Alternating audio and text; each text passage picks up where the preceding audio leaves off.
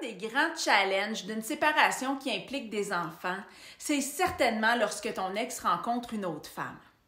À ce sujet-là, j'ai reçu un message de Sandra qui me partageait sa crainte de perdre sa place de mère au profit de cette autre femme-là. J'ai peur que mes enfants, qui sont encore petits, aiment cette autre femme. Après avoir été maltraitée et humiliée, j'ai l'impression qu'on va aussi me voler ma place de mère. Comment apprivoiser et être sereine à l'idée que la nouvelle conjointe de ton ex joue un rôle significatif dans la vie de tes enfants? Bien, je te donne la réponse dans la vidéo. On va d'abord régler la question de l'aliénation parentale. Si jamais tu remarques que ton ex parle en mal de toi à vos enfants, qui leur fait du chantage émotif, qui se positionne en victime face à la séparation, je veux que tu saches que tu as des recours légaux. Il n'y a rien qui justifie un tel comportement de la part de l'un ou l'autre des parents parce que ça risque de causer des séquelles psychologiques chez les enfants. Maintenant, je comprends que tu as peur de perdre ta place de mère. C'est tout à fait légitime comme sentiment. Sauf que le lien qui unit une mère à ses enfants est plus fort que tout.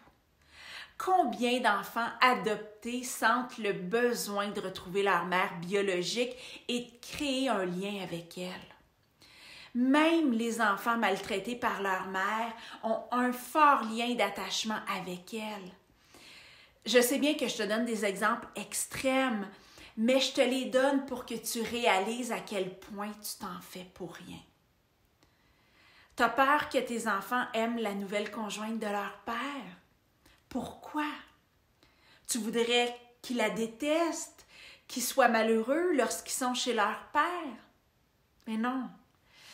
La plus belle chose qui puisse arriver à tes enfants, c'est qu'ils développent une belle et solide relation avec cette femme-là. Tu veux qu'elle les traite comme s'ils étaient ses propres enfants, parce que tu veux qu'ils soient heureux. Puis en plus, le cœur d'un enfant est tellement grand. Il y a de la place pour toi, leur père, cette femme, puis bien d'autres figures significatives qui vont marquer leur chemin. Et en passant, fais pas l'erreur de croire que ton ex va se comporter différemment avec cette femme-là. Elle va être maltraitée comme tu l'as été, mais tu y peux rien. L'autre point, c'est que tu dois remettre ton rôle de mère au bon endroit. Que tes enfants t'aiment, c'est à mon avis un bénéfice secondaire.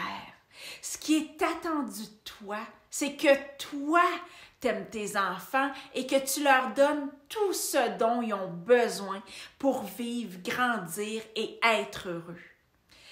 Je suis moi-même séparée, puis j'ai la garde complète de mes enfants.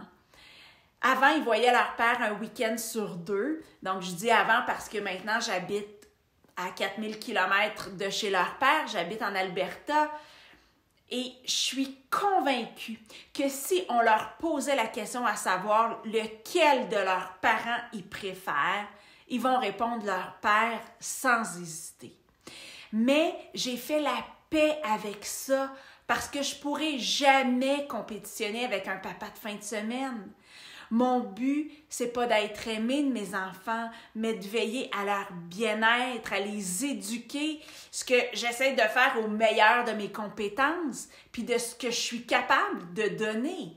Puis, je suis loin d'être une mère parfaite, mais je me pardonne de ne pas l'être. C'est pourquoi je t'encourage à améliorer ton estime de toi-même, puis la valeur que tu t'accordes. Je sais qu'il s'agit de tout un défi lorsqu'on sort d'une relation toxique où on a été dénigré et manipulé. Sauf qu'à partir du moment où tu sais ce que tu vaux comme personne, tu n'as plus besoin des autres pour sentir que tu en vaux la peine.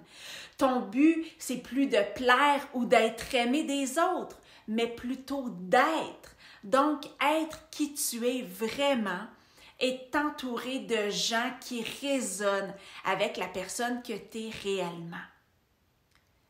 Douceur et bienveillance envers toi, ma chère. Prends le chemin de l'amour et de la valorisation de toi par